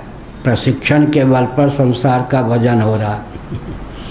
स्वभावतः तो आत्मा का ही भजन होता है। अतन निरसन कर देने पर, अतत व्यावृत्ति कर देने पर आत्म तत्व ही शेष रहता है। प्रत्यासत्तिर्विशिष्यते पंचदश। प्रत्यासत्तिर्विशिष्यते, सामीप्य का महत्व होता है। ऊपर से विचार करें तो और नीचे से विचार करें तो जो सबसे दूर है नीचे से, ऊपर से विचार करें तो सबसे निर्दिष्ट है, नज़दीक है। इंद्रियाणि पराण्याहुरिन्द्रियेभ्यः परम मनः मनसस्तु परा बुद्धि यो बुद्धे परतस्तु सः। विषयों की अपेक्षा प्रत्यक इंद्रिय, इंद्रिय की अपेक्षा प्रत्यक मन, मन की अपेक्षा प्रत्यक बुद्धि। इंद्रियाणि पराण्याहुरिन्द्रियेभ्यः परम मनः मनसस्तु परा बुद्धि। बुद्धि से भी अतिक्रांत हो गया आत्म तत्व। नीचे से चलें तो दूर है, ऊपर से विषय हमारे सन्निकट है या हम ही अपने सन्निकट। सन्निकट क्या, हम तो हैं ही आत्मा। ऊपर से चलें तो विषय सबसे दूर है। क्या विषय करण सुरजीव समेता सकल एकते एक सचेता। सबकर परम प्रकाशक जोई राम अनादि अवधपद सोई। नीचे से चले तो राम जी बहुत दूर हो गए। विषय की अपेक्षा करण, फिर सुर, फिर जीव। सुर माने देवता। देवता प्रत्यक है या जीव प्रत्यक है?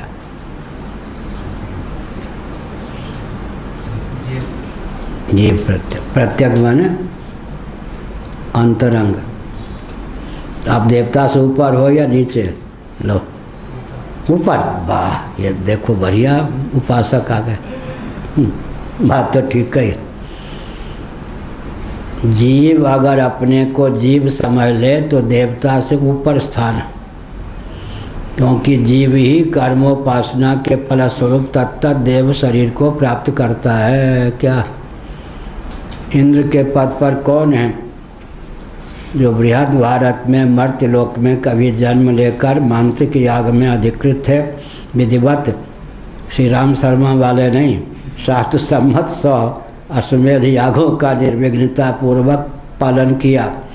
वो आज इंद्र के पद पर प्रतिष्ठित हैं। वरुण के पद पर कोई देवता, जब हम अपने को मनुष्य मानते हैं तो हमसे ऊपर देवता हो गए। जब सचमुच में नाटक नहीं, जीव ही माने तो देवता से जीव का स्थान ऊंचा है। विषय से ऊपर करण, करण से ऊपर करणानुग्राहक देवता। विषय करण सुर देवता। विषय के भेद से करण में भेद होता है, करण के भेद से अधिदैव में करणानुग्राहक देवताओं में भेद होता है, लेकिन अधिदैव के भेद से भी जीव में भेद नहीं होता। क्या कहा भरद्वाज जी? ये भरद्वाज ऋषि वसई प्रयागा।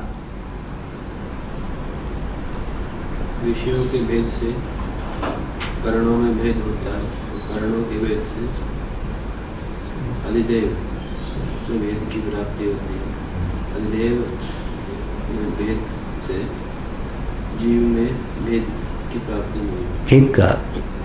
विषय के भेद से करण में भेद, करण के भेद से जीव में नहीं, अधिदैव में भेद, करणानुग्राहक। लेकिन अधिदैव के भेद से भी जीव में भेद की प्राप्ति नहीं बैठी। तो जीव का स्थान ऊपर हुआ या अधिदैव का स्थान ऊपर हुआ?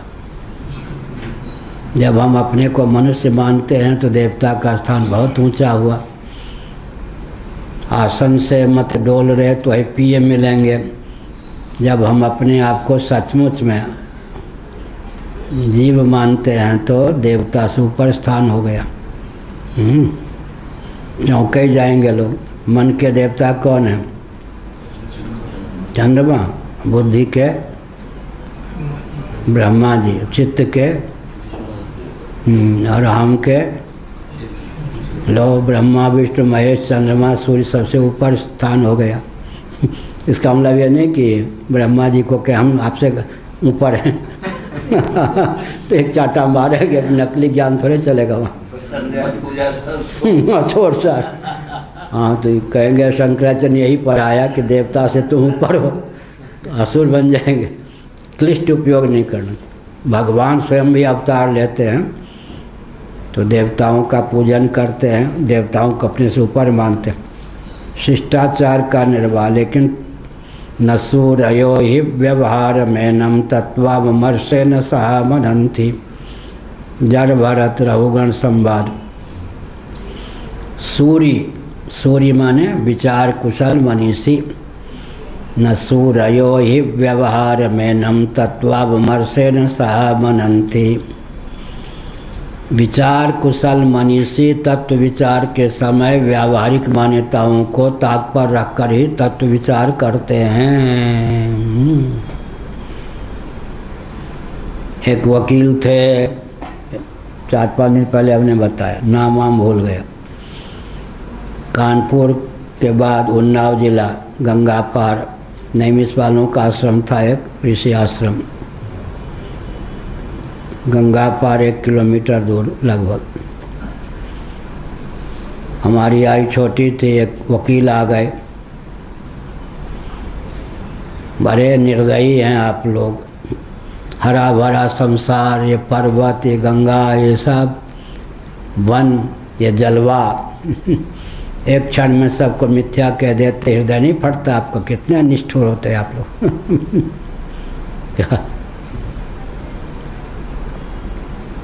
न सूरयो हि व्यवहारम मेनम तत्वावमर्शन सह मनन्ति। व्यावहारिक मान्यताएं व्यवहार में ज्यों के त्यों मान्य, लेकिन विचार के समय व्यावहारिक मान्यताओं को ताक पर रखकर ही विचार करना चाहिए। कोयला कोयला है, हीरा हीरा है, लेकिन कार्बन तो दोनों ही हैं। क्या?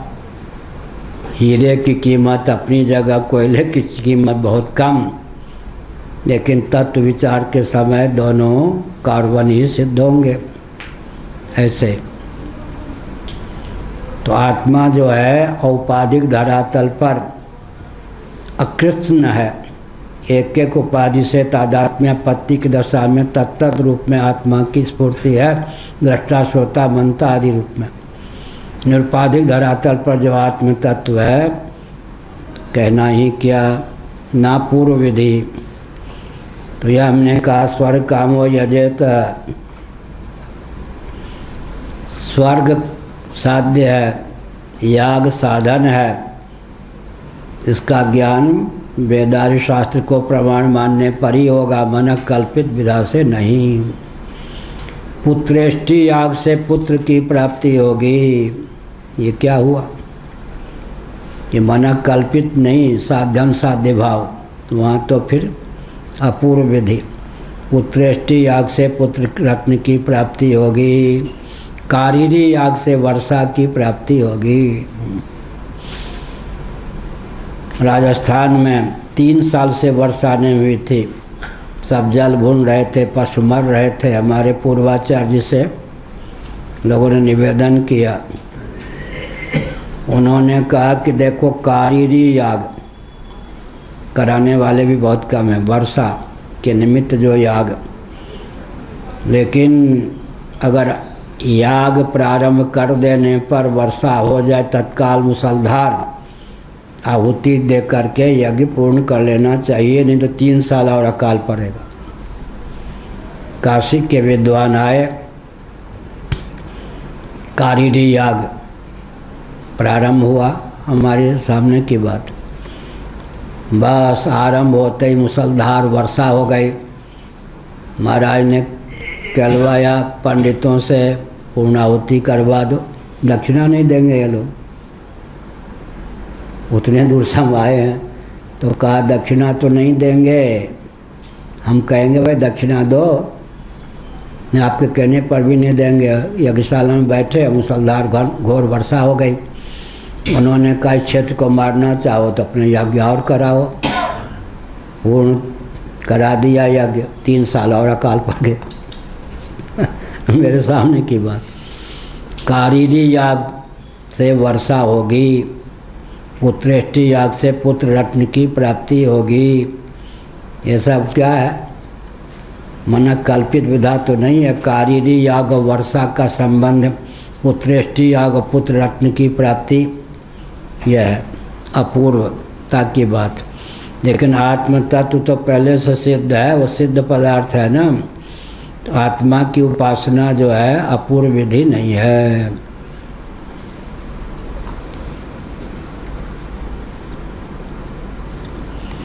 यही विधि अत्यंतम अप्राप्त, अत्यंत अप्राप्त में विधि की प्रसक्ति होती है, मना कल्पित नहीं। पक्षे प्राप्तत्वात् यह कहा। अविक्षेपे स्मृति प्राप्ता विक्षेपे तो न तथा पाक्षिक्याम स्मृति संप्राप्तौ तत्संतानो नियम्यते उपस्थितम यदा दुःखम तदा तस्योपशान्तये आनंदात्मकमद्वैतम स्मरेद ब्रह्म पुनः पुनः। जब कभी दुख प्राप्त हो जाए उसकी उपशांति के लिए आत्मा जो कि अद्वितीय विज्ञान स्वरूप आनंद स्वरूप है, बार बार उसका स्मरण करें, दुख का पता नहीं भग जाएगा। इत्येवं मिलचित्तानां मतम भाष्यकृतस्तथा अंगीकृत्य भरंच क्रूर पूर्व विधि वारणे ये सब है। अद्यैव मृतिराया तो कल्पांतर निचयेन वा इत्यादि धीरचित्तानां नित्य प्राप्ति रिहोच्यते। बहुत बढ़िया। यह साक्षादिति वाक्यो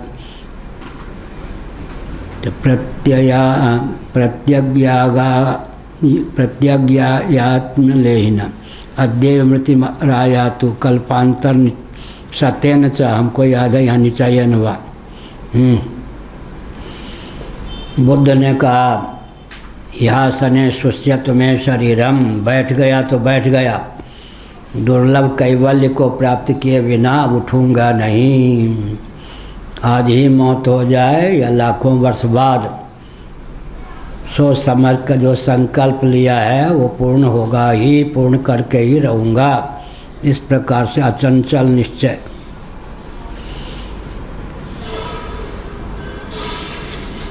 यत् साक्षाद अपरोक्षाद ब्रह्म। पंचमी यहाँ विभक्ति को भी छांदस प्रयोग मानकर आवश्यकता के अनुसार परिणत कर लेना चाहिए। अपरोक्षाद अपरोक्षम कर, अपरोक्षाद पंचमी विभक्ति को इधर कर लें। अपरोक्ष जो ब्रह्म है। कथम आत्मेति योयम विज्ञानमया इत्येव माध्यात्म प्रतिपादन पराभि श्रुतिभिः आत्मविषयम विज्ञानम उत्पादितम। जो विज्ञानमय है इस प्रकार से। अन्नमय से प्रत्यक कौन है? प्राणमय। प्राणमय से प्रत्यक कौन है? मनोमय। मनोमय से प्रत्यक कौन है? विज्ञानमय। विज्ञानमय से प्रत्यक कौन है? फलात्मक आनंदमय। फलात्मक आनंदमय से प्रत्यक कौन है? बीजात्मक आनंदमय। साक्षात आनंद स्वरूप कौन है? आत्म तत्व ही।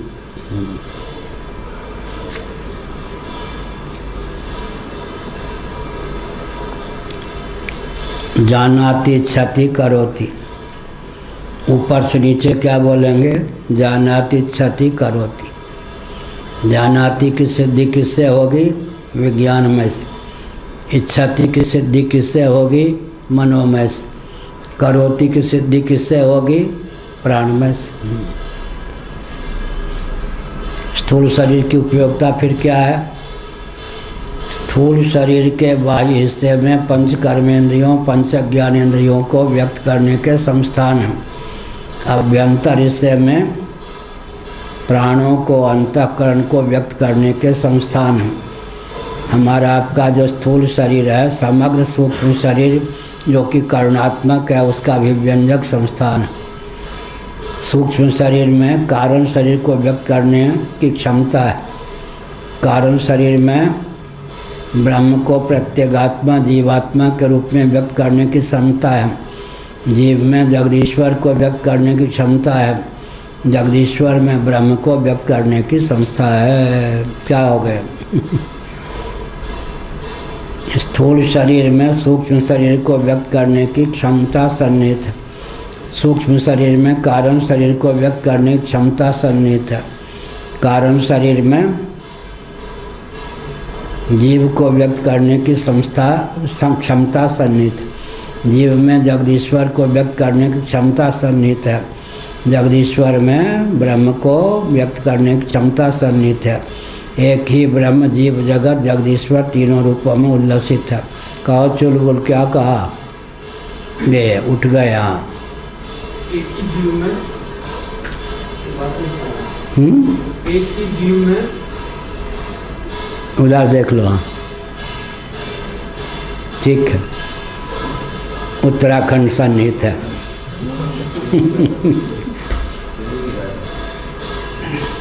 वो होता क्या मालूम है? यह पाठ जो है स्वामी जी के लिए हो रहा है, निकेश जी के लिए हो रहा है। हम तो आके बैठ गए। जब तक मन में मैं श्रोता हूँ, पाठक हूँ, इस प्रकार का भान नहीं होगा, तटस्थ होकर सुनेंगे तो ऐसा ही दशा होगी। पाठ मेरे लिए थोड़ा हो रहा है, वो तो भृगु जी के लिए हो रहा है, भरद्वाज जी के लिए, निकेश जी के लिए, स्वामी जी के लिए। ऐसा माना नहीं कि प्रमाद पला नहीं। तो दूसरी बात है कि कौन कह रहे थे? पवन कह रहे थे ना, क्या आज कुछ न कुछ बोलता रहे, बढ़िया बोलता। हाँ, पवन कह रहे थे एक पुस्तक लेने आया कोई, तो एक व्यक्ति ने कहा देखो 10 साल से मैं शंकराचार्य को सुन रहा हूँ, पुस्तक ले रहे हो पर न समझ में आवे तो बुरा मत मानना, समझते समझते समझ में आ, पुस्तक भले ले जाओ। फिर कहा कि वो अंग्रेजी बहुत बोलता है, जानता स्पेलिंग नहीं। डेली जो आपका प्रवचन सुन रहा है वो धीरे धीरे समझ सकता, जो डेली नहीं सुनेगा वो नहीं समझेगा। अंग्रेजी सब इतना बोलता, लोग समझते होंगे कि सबका स्पेलिंग भी जानता, स्पेलिंग में कुछ नहीं है अभी नहीं।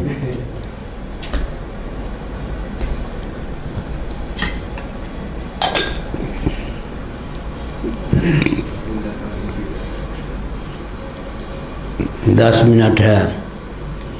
क्या हुआ जी?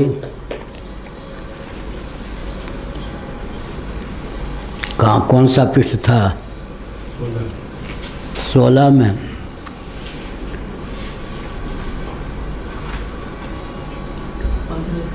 हाँ, 15 की आखिरी पंक्ति थी, 16 में चले गए। कथम आत्मेति योयम विज्ञानमय इत्येवम् आध्यात्म प्रतिपादन पराभि श्रुतिभि आत्म विषयम विज्ञानम उत्पादितम। योयम विज्ञानमय, जो विज्ञानमय है उससे प्रत्यक हमने कहा कि जानाति इच्छति करोति। विज्ञानमय बुद्धि, साधिष्ठान साभास बुद्धि का नाम है विज्ञानमय। विज्ञान माने बुद्धि, विज्ञाता, आत्मा में विज्ञातृत्व जो है बुद्धि को लेकर है। कैसी बुद्धि को लेकर? आत्म चेतन से अधिष्ठित और चिदाभास समन्वित बुद्धि को विज्ञान कहते हैं। साधिष्ठान साभास बुद्धि को विज्ञानमय कहते हैं। पंचकोश की दृष्टि से मन के साथ 5 ज्ञानेंद्रियां हो जाएं तो मनोमय कोश, बुद्धि के साथ 5 ज्ञानेंद्रियां हो जाएं तो विज्ञानमय कोश। जिसका राज्य होता है सेना, उसके अधीन मन का उपयोग करते समय ज्ञानेंद्रियां मन के साथ हो जाती हैं। बुद्धि का उपयोग करते समय ज्ञानेंद्रियां बुद्धि के साथ हो जाती। प्राण का उपयोग करते समय क्रिया शक्ति प्रधान कर्मेंद्रियां प्राण के साथ हो जाती। पंच कर्मेंद्रियों के सहित पंच प्राणों का नाम हो गया प्राणमय। पंच ज्ञानेंद्रियों के सहित मन का नाम हो गया मनोमय। पंच ज्ञानेंद्रियों के सहित बुद्धि का नाम हो गया विज्ञानमय। ततः कर्ता ततो भोक्ता गुहासेयम परंपरा पंचदशी। कर्तृत्व जो है विज्ञानमय कोष को लेकर है, भोक्तृत्व जो है आनंदमय कोष को लेकर है। कर्ता की अपेक्षा भोक्ता प्रत्यक है, कर्म की अपेक्षा भोग प्रत्यक है। इस प्रकार से आत्मा कर्तृत्व भोक्तृत्व विनिर्मुक्त है या सोपाधिक धरातल पर कर्तृत्व भोक्तृत्व संपन्न है।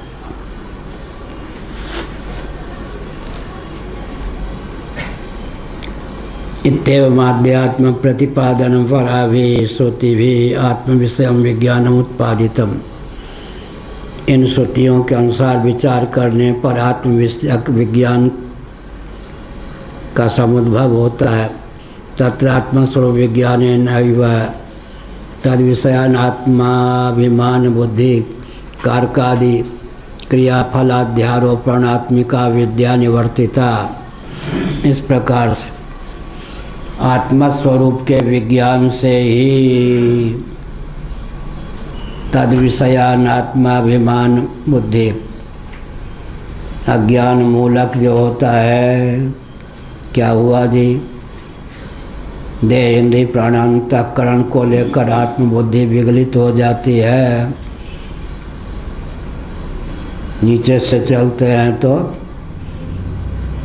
देह भी अनात्मा, इंद्रियां भी अनात्मा, प्राण भी अनात्मा, मन भी अनात्मा, बुद्धि भी अनात्मा। इस प्रकार अनात्माभिमान की निवृत्ति के लिए आत्मा के अनुरूप आत्म तत्व का विज्ञान आवश्यक है। कारकादि क्रियाफल कारकादि क्रियाफल क्रिया कारक फल, ये कारक हो गए, कारक क्रिया फल क्रिया कारक फल, ये सब आत्मा में अध्यारोपित हैं। आत्मा न तो फल है, न क्रिया है, न कारक है। क्रिया कारक फलात्मक जगत आत्मा में अध्यारोपित है। किससे? अविद्या। वो आत्म तत्व के यथार्थ विज्ञान से अविद्या की निवृत्ति हो जाती है। मुक्ति क्या है? मुक्तिर्हित्वा अन्यथा रूपं स्वरूपेण व्यवस्थिति ही। श्रीमद्भागवत अन्यथा रूपम हित्वा स्वरूपेण व्यवस्थिति मुक्ति। अनात्म वस्तुओं के अनुरूप आत्म मान्यता का त्याग कर आत्मानुरूप आत्मस्थिति का नाम मुक्ति है। तस्यां निवर्तितायां कामादि दोषानुपत्ते अनात्म चिंतानुपत्ति। अज्ञान है सबका मूल, अविद्या काम कर्म। अज्ञान की अविद्या की निवृत्ति हो जाने पर कामादि दोषों की दाल नहीं गलती। इन सब की भी अनुत्पत्ति सिद्ध ही है। अनात्म चिंतानुपत्ति, फिर अनात्म चिंतन का निवारण हो ही जाता है। जब अनात्म चिंतन का निवारण हो जाता है तो पारिशेष्य न्याय से क्या सिद्ध है? पारिशेष्यात् आत्मचिंतैव। आत्मचिंतन स्वाभाविक है या अनात्म चिंतन? क्या? हाँ, चिंतन। पारिशेष्य न्याय से कौन सा न्याय? पारिशेष्य न्याय से। अनात्म चिंतन के कारण आत्मचिंतन दबा हुआ है।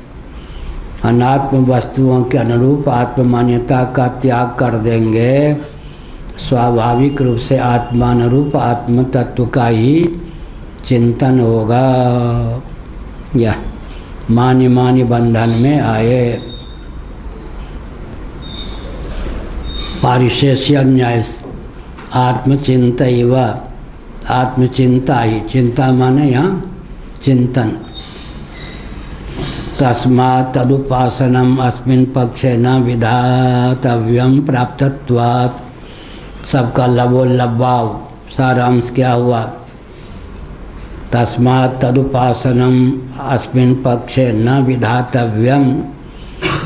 क्यों? प्राप्तत्वात्, प्राप्त का विधान नहीं होता। आत्मचिंतन स्वभाव सिद्ध है, अनात्म चिंतन आगंतुक है। स्वास्थ्य स्वभाव सिद्ध है या रोग? स्वास्थ्य, ठीक से बोल रहे। संशय तो नहीं कुछ, मतलब चिंतित हो गए। स्वास्थ्य, आप स्वस्थ क्यों हैं पूछा जाता या आप रुग्ण क्यों हैं पूछा जाता?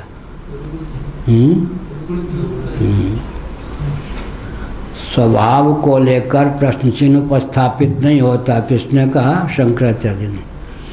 स्वभाव को लेकर प्रश्न चिन्ह उपस्थापित नहीं होता। आप स्वस्थ क्यों हैं नहीं पूछा जाता।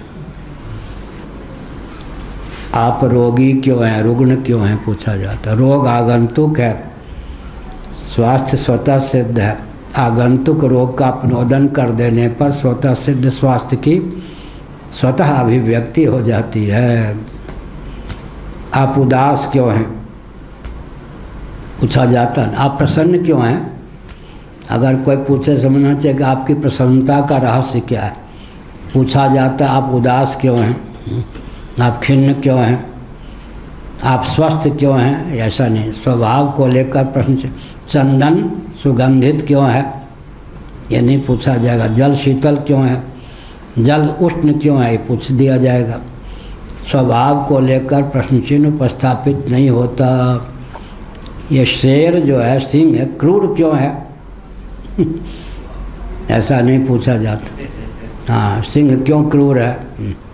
शंकराचार्य उग्र क्यों हैं अब आप जानो ये पूछना चाहिए या नहीं। ओम पूर्णमद पूर्णमिदं पूर्णात् पूर्णमुदच्यते पूर्णस्य पूर्णमादाय पूर्णमेवावशिष्यते। ओम शांति शांति। उग्रता स्वाभाविक है या सौम्य भाव स्वाभाविक? सौम्य स्वाभाविक। उग्रता आगंतुक। हर व्यक्ति सौम्य ही होता है क्या? उग्रता जो है आगंतुक। हर हर महादेव। श्रीमद् जगद्गुरु शंकराचार्य भगवान की